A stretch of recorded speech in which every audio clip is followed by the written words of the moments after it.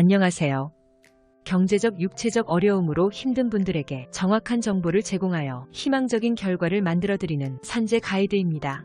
출퇴근이란 취업과 관련하여 주거와 취업 장소 사이의 이동 또는 한 취업 장소에서 다른 취업 장소로의 이동을 말합니다. 출퇴근 재해란 사업주가 제공한 교통수단이나 그에 준하는 교통수단을 이용하는 등 사업주의 지배 관리하에서 출퇴근하는 중 발생한 사고와 그 밖의 통상적인 경로와 방법으로 출퇴근하는 중 발생한 사고를 말합니다. 출퇴근 이동 과정에서 발생한 재해는 출퇴근 재해에 해당되지만 경로상에 있는 특정 장소에서 머무르는 동안 발생한 재해는 출퇴근 재해에 해당되지 않습니다. 출근길 중에 발생한 사고에 대해 우리나라는 산업재해 보상보험법 제37조에 따라 업무상 재해로 인정하고 있습니다. 사업주가 제공한 교통수단을 이용하거나 그에 준하는 교통수단을 이용하는 등 사업주의 지배 관리 하에서 출퇴근하는 중 발생한 사고, 그 밖의 통상적인 경로와 방법으로 출퇴근하는 중 발생한 사고만 해당됩니다. 따라서 사고 상황에 따라 산재 적용 여부가 엇갈릴 수 있는데요.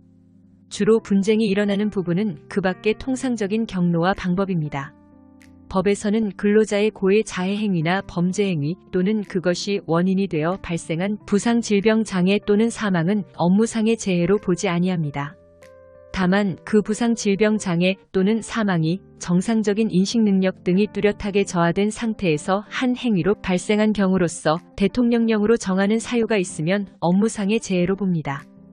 또 출퇴근 경로 일탈 또는 중단이 있는 경우에는 해당 일탈 또는 중단 중의 사고 및 그 후의 이동 중의 사고에 대해 출퇴근 재해로 보지 아니합니다. 출퇴근 경로와 방법이 일정하지 아니한 직종으로 대통령령으로 정하는 경우에는 제1항 제3호 남욱에 따른 출퇴근 재해를 적용하지 아니합니다. 단 일탈 또는 중단이 일상생활에 필요한 행위로서 대통령령으로 정하는 사유가 있는 경우에는 출퇴근 재해로 봅니다. 따라서 출퇴근 교통사고 산재 인정은 출퇴근 시간, 경로, 사고 장소가 중요합니다. 여기에 이동수단과 사고 경위에서 과실비율 역시 따져봐야 합니다. 출장 중 산재보험 적용 역시 상황에 따라 다릅니다. 산재보험법 시행령 제27조 제2항에는 근로자가 사업주의 지시를 받아 사업장 밖에서 일을 수행하던 중 발생한 사고는 제37조 제1항 제1호 감옥에 따른 업무상 사고로 본다고 명시되어 있습니다. 즉 출장 과정에서 발생하는 사고 역시 산재로 인정받을 수 있습니다. 출장지에서 회사로 돌아오는 길이 아니어도 말입니다. 다만 정상적인 이동 경로를 벗어나서는 안 됩니다. 또 근로자의 사적 행위를 목적으로 경로를 벗어나 생긴 사고는 업무상 사고가 아니어서 산재를 인정받을 수 없습니다. 사업주의 지시를 위반하고 근로자 스스로 판단에 의해 이동 중 발생하는 사고 역시 출장 중 산재로 인정받기 힘듭니다. 통상적으로 집과 직장 사이를 오가는 경로에서 발생한 사고는 보호 범위 안에 있습니다.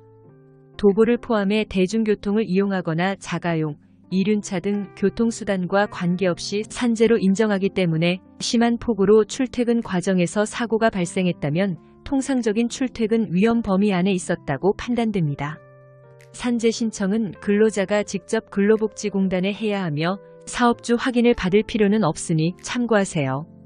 산재 가이드는 법률적으로 문제가 될 수 있는 부분에 관해 상세히 설명을 드리고 해결책을 제시하는 길잡이를 해드립니다. 항상 노력하는 자세로 의뢰인의 이익을 최우선하는 모습을 보여드리겠습니다. 그 밖에 더 많은 정보는 네이버 산재 가이드 카페로 오시면 확인하실 수 있습니다. 내용이 마음에 드셨다면 구독과 좋아요, 알림 설정 부탁드립니다. 더 좋은 내용으로 찾아오겠습니다. 감사합니다.